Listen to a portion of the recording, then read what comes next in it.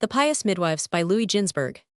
When now, in spite of all their tribulations, the children of Israel continued to multiply and spread abroad, so that the land was full of them as with thick underbrush, for the women brought forth many children at a birth 11. The Egyptians appeared before Pharaoh again and urged him to devise some other way of ridding the land of the Hebrews, seeing that they were increasing mightily, though they were made to toil and labor hard. Pharaoh could invent no new design. He asked his counselors to give him their opinion of the thing. Then spake one of them, Job of the land of Uz, which is in Aram Naharaim, as follows. The plan which the king invented of putting a great burden of work upon the Israelites was good in its time, and it should be executed henceforth too, but to secure us against the fear that, if a war should come to pass, they may overwhelm us by reason of their numbers and chase us forth out of the land, let the king issue a decree, that every male child of the Israelites shall be killed at his birth. Then we need not be afraid of them if we should be overtaken by war. Now let the king summon the Hebrew midwives, that they come hither, and let him command them in accordance with this plan. Job's advice found favor in the eyes of Pharaoh and the Egyptians. They preferred to have the midwives murder the innocents, for they feared the punishment of God if they laid hands upon them themselves. Pharaoh cited the 2 midwives of the Hebrews before him, and commanded them to slay all men children, but to save the daughters of the Hebrew women alive. For the Egyptians were as much interested in preserving the female children as in bringing about the death of the male children.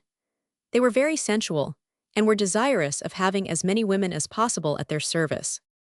However, the plan, even if it had been carried into execution, was not wise, for though a man may marry many wives, each woman can marry but one husband.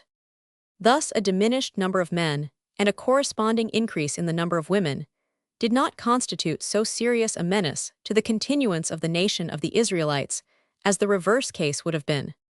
The 2 Hebrew midwives were Jochebed, the mother of Moses, and Miriam, his sister.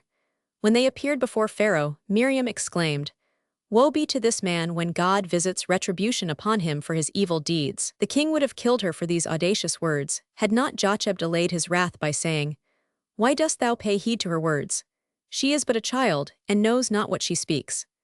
Yet, although Miriam was but 5 years old at the time, she nevertheless accompanied her mother, and helped her with her offices to the Hebrew women, giving food to the newborn babes while Jochebed washed and bathed them.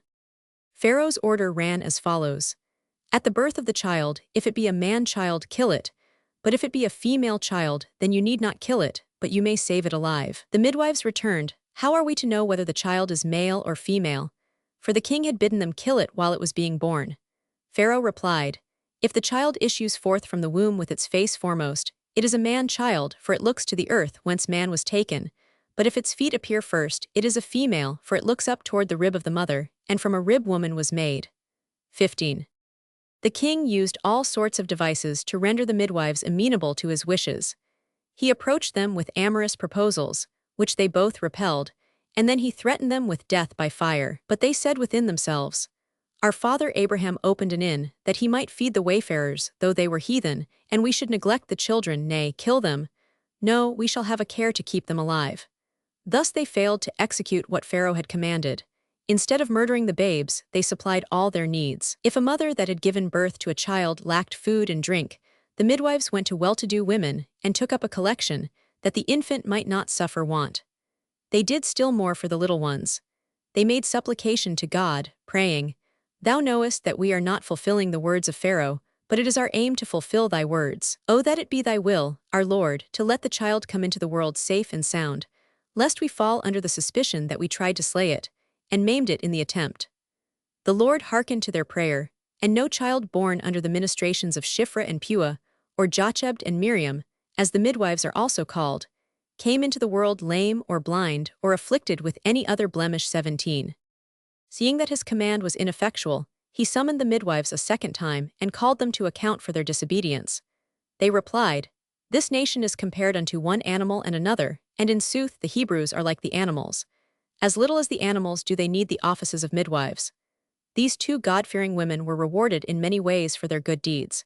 Not only that Pharaoh did them no harm, but they were made the ancestors of priests and Levites, and kings and princes. Jochebed became the mother of the priest Aaron and of the Levite Moses, and from Miriam's union with Caleb sprang the royal house of David. The hand of God was visible in her married life. She contracted a grievous sickness, and though it was thought by all that saw her that death would certainly overtake her, she recovered, and God restored her youth and bestowed unusual beauty upon her, so that renewed happiness awaited her husband, who had been deprived of the pleasures of conjugal life during her long illness. His unexpected joys were the reward of his piety and trust in God. 19, and another recompense was accorded to Miriam. She was privileged to bring forth Bezalel, the builder of the tabernacle, who was endowed with celestial wisdom. 20.